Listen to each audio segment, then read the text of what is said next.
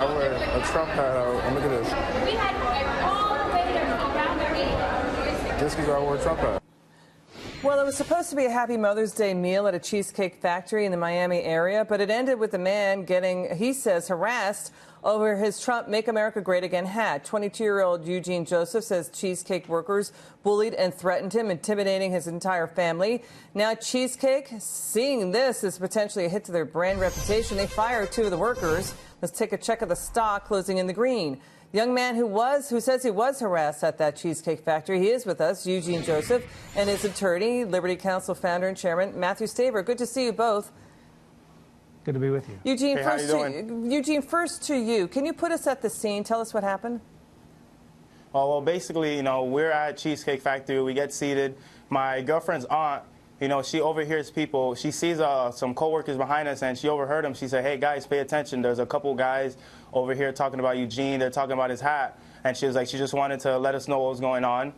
And, as time went by, I looked back at the guy, seen the guy was staring at me. I didn't think anything of it. I just ignored it. And, as time was going by, waitresses and different waiters were coming to our table. They were just being really rude to us.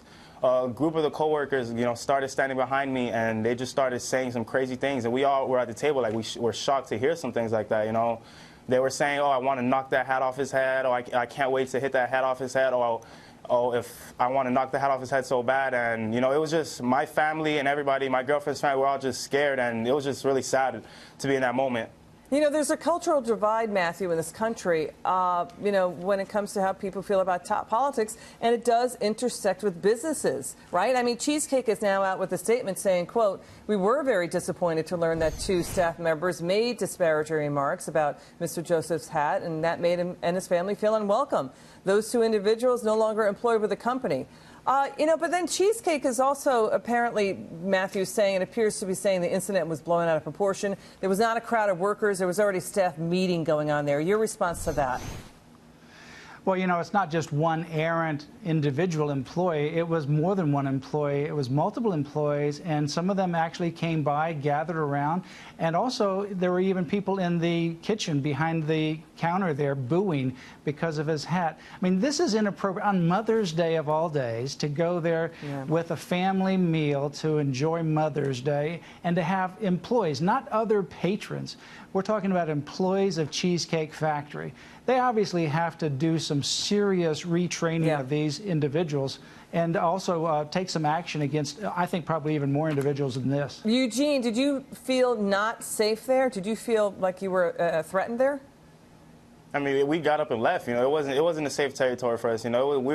My girlfriend's grandmother was crying in tears, and everybody was just sad. We were just so shocked that, on Mother's Day, on a family day, on a celebration, we thought we'd just be able to come and enjoy a peaceful dinner as a family, but, it didn't happen. Cheesecake Factory, the employees and the workers, we were so threatened and disrespected. We just got up and left respectfully without causing any problems. Matthew, what is your Justice Department filing?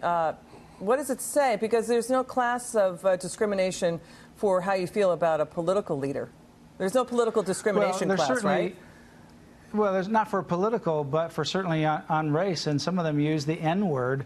Obviously, they're referring to his being an African-American, and for an African-American to be a supporter of President Trump and make America great again. Combining all that together, it was a mixture of both politics and ethnicity and race.